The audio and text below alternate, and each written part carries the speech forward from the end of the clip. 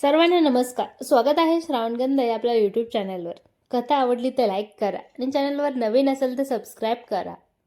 तुझं माझं जमेना, तुझ्या वाचून करमेना, भाग 41. तिच्या पाठी असलेल्या अनुचा चेहरा मात्र उतरला. हॅलो जिजू. तिने एकदम कोरडं हॅलो केलं. बरं नाही का तुला? बरी तर आहे. मग आवाज असा का वाटतोय? काही नाही, मी जाते, तुम्ही दोघं जा. ओके. आपण जाताना पार्थला घेऊन पुढे जाऊ. अर्जुन मायाकडे बघत शेवटचं वाक्य म्हणाला. पार्थचं नाव ऐकताच अनुने कान टवकारले. जिजू, मी एकटी जाणार होते, पण अचानक माझ्या या अनामिकेत वेदनेनं जणू ठाण मांडले आहे. एक पाऊलही पुढे टाकता येईना. तुम्ही मला सोडाल का माझ्या गृही? अनुने विचारले. बस एवढंच? त्यात काय विचारायचे, बस गाडीत, अर्जुन म्हणाला. ए माया, अनु, तुम्ही न सांगताच आलात? मल्हार पाठून ओरडत आला. हे आले ना मल्हार, हे माझे मिस्टर अर्जुन आणि हा आमचा नाटकाचा करता करवता मल्हार. मायाने दोघांची ओळख करून दिली. ओ हॅलो सर, मल्हार हात पुढे करत म्हणाला. अर्जुन म्हटलेलं आवडेल मला, अर्जुन म्हणाला. चालेल अर्जुन, थँक्यू तुमच्या बायकोला नाटकात काम करण्याची परवानगी देण्यासाठी. मल्हार असं म्हणताच माया त्याच्याकडे बघतच राहिली.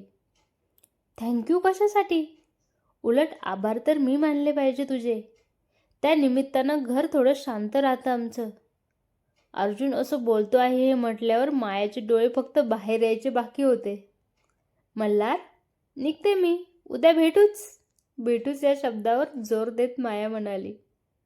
निघायचं का? तिने एक रागीट कटाक्ष अर्जुनकडे टाकला. मी बोलून तर गेलो, पण आता माझं काही खरं नाही, अर्जुन गाडीत बसत म्हणाला. त्यावर मल्हार जोरात हसला. All the best. अर्जुनने गाडी सुरू करताच मायाने बोलायला सुरुवात केली. मी एवढे बोलते का? तुमच्या मित्रासमोर मी तुमच्याबद्दल किती चांगलं बोलते, आणि तुम्ही सगळ्यांसमोर मला चिडवता. माया डोळ्यात पाणी आलं होतं. अगं मस्करी केली मी, एवढं काय मनावर घेतेस? अर्जुन तिची समजूत काढत म्हणाला. तुम्ही वाटेल तसं बोलायचं आणि वर हे असं म्हणायचं. सकाळी तर माया पुढे काय बोलणार तोच तिला अनु पाठी बसली आहे हे आठवलं. काय झालं विचारू का सकाळी? अनुमध्ये पचकलीच. नाही, दोघं एकदम बोलले. ते ऐकून अनु दचकली. नका बरं सांगू मज बावरीला, भेटेल सखा माझा, तोच करेल हितगुज मज सवे, अनु बडबडली. आला बघ तुझा सखा. गाडी थांबवत अर्जुन म्हणाला. पार्थ खरंच तिथे उभा होता. पार्थ गाडीत बसला. नमस्ते वहिनी.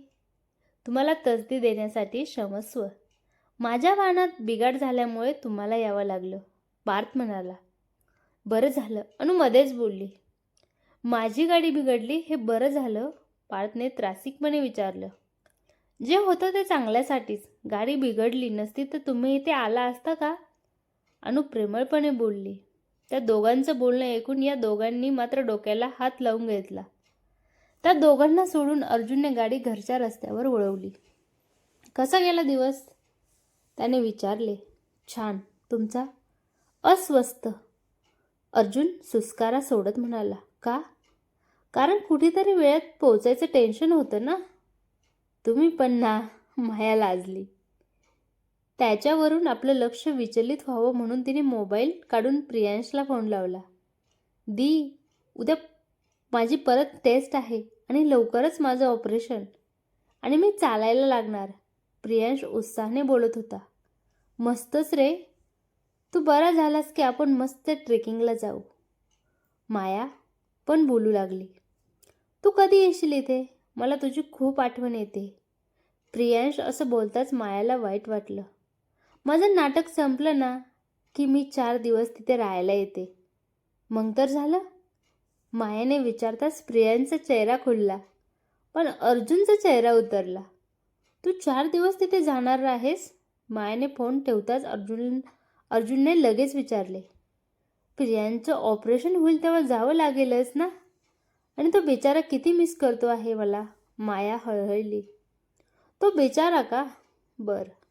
अर्जुन परत वेगाने गाडी चालवू लागला. आपल्यासोबत काय होत आहे हे त्याला समजतच नव्हतं. दोघे घरी आले. हॉलमध्ये विश्वासराव वाटच बघत होते त्यांची. हॅलो बाबा, माया म्हणाली. हॅलो बेटा, तुला बघितलं की प्रसन्न वाटतं, विश्वासराव म्हणाले. आणि मला बघितलं की, अर्जुन मध्येच बोलला, की आपण एक लहान बाळाला बघितल्यासारखं वाटतं, विश्वासराव हसत म्हणाले.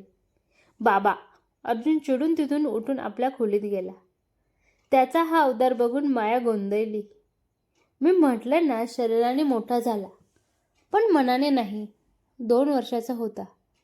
घरभर दुडदुड धावत असायचा. आईचा खूप लाडका होता. आणि एक दिवस अचानक ती दिसेनाशी झाली.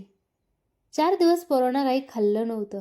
मला भीती वाटत होती की बायकोबरोबर मुलगासुद्धा हातातून जातो की काय.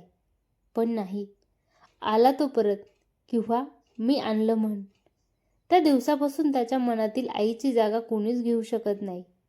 मी प्रयत्न करत होतो. नवीन कंपनी, घर आणि मुलं हे सांभाळता सांभाळता दमछाक होत होती. त्यामुळे कितीही वाटलं तरी मी त्याची आई होऊ शकलो नाही. विश्वासराव भावूक झाले होते. काय झालं होतं त्यांना? मायाने विचारलं. Heart attack. वय तरी होतं का त्याचं जायचं? पण नाही. बोलता बोलता आमचा संसार अर्धवट टाकून गेली. तेव्हापासून मीच माझ्या या वेड्या पिल्लाला सांभाळतो आहे. प्रज्वलने स्वतःला पटकन सावरलं. तसाही तो तेव्हा मोठा होता. पण हे आमचं पिल्लू असं मध्येच लहान बाळासारखं वागतं. त्याचं बोलणं ऐकून मायाला पोटात तुटल्यासारखं झालं. आई बाबा नसल्याचं दुःख तिला माहीत होतं. कितीतरी गोष्टी ती आईसोबत शेअर करायची. आईबद्दल तिच्या मनात एक हळवा कोपरा होता. तिच्या बाबांची जरी ती परी असली तरी गप्पा आईशी खूप व्हायच्या. म्हणूनच अर्जुन काय मिस करत असेल याचा तिला अंदाज आला. तिचे डोळे पाणावले. ती हातपाय धुवून येते, मग चहा ठेवते. घ्याल ना? स्वतःला सावरत ती म्हणाली. काही घाई नाही. आशाने जायच्या आधी चहा दिला आहे. तू ये आवरून, मी आहे खोलीत. विश्वासराव तिथून उठले. मुलं अजून मैदानातून आलेली दिसत नव्हती. मायाने एक दीर्घ श्वास घेतला आणि ती जिने चढायला लागली. तिने हळूच खोलीत पाऊल ठेवलं.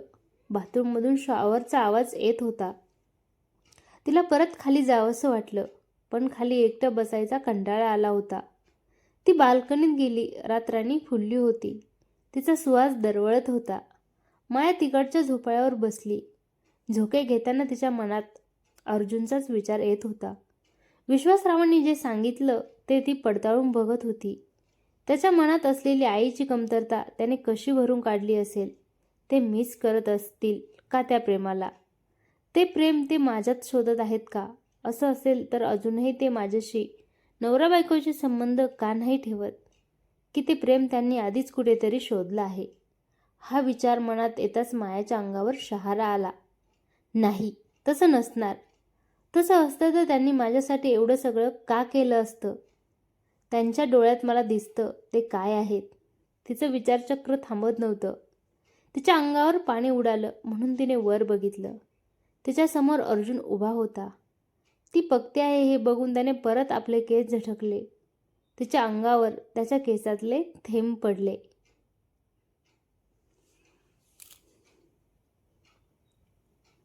कशी वाटली कथा कमेंट करून नक्की सांगा. आवडली तर लाईक करा आणि चॅनलवर नवीन असाल तर सबस्क्राईब करा. धन्यवाद.